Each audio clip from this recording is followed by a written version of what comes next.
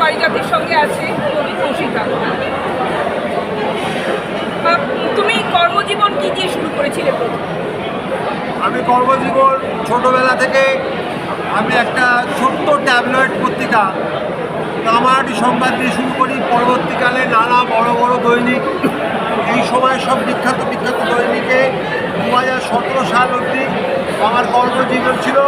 আমি ফ্রিল্যান্সার একজন সাংবাদিক হিসেবে আমার কর্মজীবন শুরু করেছিলাম। 2017-তে আমার মা অসুস্থ হয়ে যাওয়ার পর আমি সব কিছু থেকে নিজেকে বিসর্জন দিয়ে শুধু কবিতা লেখালেখি নিয়ে এখন আমার কর্মজীবন চালু রাখছি।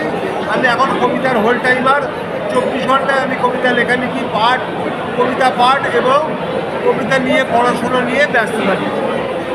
সেই অভিজ্ঞতা মানে সাংবাদিক জীবনে তোমার অভিজ্ঞতা, সেই অভিজ্ঞতা নিয়ে যদি আমাদেরকে কিছু বলো এবং কেন তুমি কবিতায় আসলে, সেই মানে সাংবাদিকতা থেকে কীভাবে তোমাকে কবিতায় ট্রান্সফার করালো? আমি কবিতা আগেও লিখতাম, সাংবাদিক থাকাকালীনও কবিতা লিখতাম, কিন্তু এতটা নিবেদিত প্রাণ ছিলাম না। কবিতা লেখার ক্ষেত্রে আমাকে ট্রান্সফার করলো এই সমাজ, এই সময়, আর আমার ভেতরে আবেগ আমাকে দিয়ে যে বিস্ফোরণ ঘটায় সেটা শব্দে অক্ষরে আমি আমার কলমে রক্তকরণ করি সাদা পৃষ্ঠায়। সেটাই আমার কবিতার অভিজ্ঞতা। আর সাংবাদিক জীবনের অভিজ্ঞতা মারাত্মক, 100% দিতে হয়। বিভিন্ন গণ্ডগোলের মধ্যেও নিজেকে ঠান্ডা রাখতে হয়। প্রকৃত সাংবাদিকদের ওপর কোনো রাজনৈতিক দল, কোনো অপরাধী শ্রেণীর মানুষ খুশি হয় না। কোনো মানুষের চাহিদা একজন সাংবাদিক পূর্ণ করতে পারে না, কারণ সাংবাদিকরা যেটা রিপোর্টিং করে নিয়ে যায় সেখানে বার্তা সম্পাদক সেটা কেটে ছেটে আলাদা করে দেয়। ফলে এত পরিশ্রমের পরেও যখন সাংবাদিক দেখে তার নামটা আছে অথচ লেখাটা অন্য, তখন তার মনের মধ্যে একটা কষ্ট হয়। সুতরাং আমি মনে করি সাংবাদিকতার ভালো দিকও আছে, মন্দ দিকও আছে। আমি ভালো দিকও পেয়েছি, মন্দ দিকও পেয়েছি। অনেক সময় আমার লেখা বিনা কাটছাঁটে প্রকাশিত হয়েছে, তাতে আমি আনন্দিত হয়েছি। আবার যখন লেখাটা পাল্টে গেছে তখন শুধু আমার নিজের নামটা দেখে একটুখানি নিজের পিঠ নিজেই চাপিয়ে দিয়েছি যে একটা বড় জায়গায় নিজের নাম তো দেখতে পেলাম। এই যা। লেখালেখির সঙ্গে তুমি কত বছর ধরে যুক্ত এবং কী কী পুরস্কার পেয়েছো? আমি 38 পেরিয়ে 39-এর দিকে এগুচ্ছি। আমার লেখালেখি 39 বছর, 38 বছর পেরিয়ে 39 বছরের দিকে এগুচ্ছি। আমি নানা ধরনের পুরস্কার পেয়েছি, কেন্দ্র সরকার তো আর সংবাদ মাধ্যম, টিভি চ্যানেল, নানা রকম পুরস্কার পেয়েছি। ফেসবুক জগতে এসে অসংখ্য পুরস্কার পেয়েছি। আমি কোনো পুরস্কারই সুপারিশ বা টাকা পয়সা দিয়ে কিনিনি বা কোনো কৌশলে সেই পুরস্কার আমি পাইনি। আমি পেয়েছি আমার লেখার জোরে।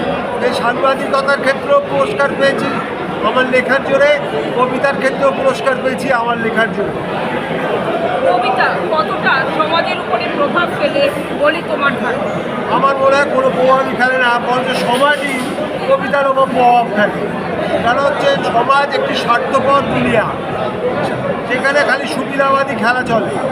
কবিরা চিন্তা করে সমাজ বদলানো, তার লেখায় সেটা ফুটে ওঠে, কতটা মানুষের মনে প্রতিক্রিয়া সৃষ্টি হয় আমার বিশ্বাস হয় না। খুব জোর একটু বেশি হাততালি বা কম হাততালির ওপর নির্ভর করে। তোমার মা তোমার কবিতার জীবনে কতটা প্রভাব ফেলেছে? আমার মা আমার জীবনে সম্পূর্ণভাবে প্রভাব ফেলেছে। আমার মা না থাকলে পরে, আমার বাবা না থাকলে পরে আমি কবিতা লেখার জগতে থাকতে পারতাম না। কারণ হচ্ছে আমাকে হয়তো টাকা পয়সার জন্য দৌড়াদৌড়ি করতে হতো। আমি ডাল ভাত খাই, যাই ভাত খাই, আমি আমার ফ্যামিলির সৌজন্যেই খাই। আমি অন্য কারোর কাছে হাত পাততে হয় না, না কোনো রাজনৈতিক দল, না প্রতিষ্ঠান, না অন্য কারোর কাছে। আমি টুকটাক যা ইনকাম করি তাতে আমার হাত খরচা চলে যায়। এখনও পর্যন্ত খাবার জন্য অন্তত কারোর কাছে হাত পাততে হয় না। ধর্ম এবং অধর্ম নিয়ে তোমার মতামত? মানুষকে ভালোবাসা হচ্ছে ধর্ম, আর মানুষের প্রতি ঘেন্না হচ্ছে অধর্ম।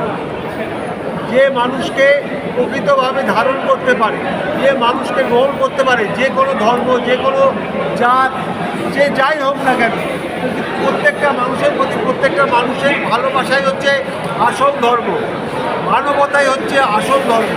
আর যে ধর্ম মানুষকে খুন করতে বলে, ধ্বংস করতে বলে, হিংসার আশ্রয় নেয়, যে মানুষকে বন্ধুকে ছেদ করে দেয়, আত্মীয়কে ছেদ করে দেয়, পাড়া প্রতিবেশীর মধ্যে সংঘাত আনে, সে ধর্ম হচ্ছে অধর্ম। এই সময়ের নানা ধরনের ঘটনা তোমার লেখায় কীভাবে প্রভাব ফেলছে? প্রচণ্ডভাবে প্রভাব ফেলে। আমি সংবাদ মাধ্যমে যুক্ত করে আমি এখনও দুটো করে খবরের কাগজ পড়ি, টিভি চ্যানেলে খবর দেখি, সোশ্যাল মিডিয়ায় খবর দেখি।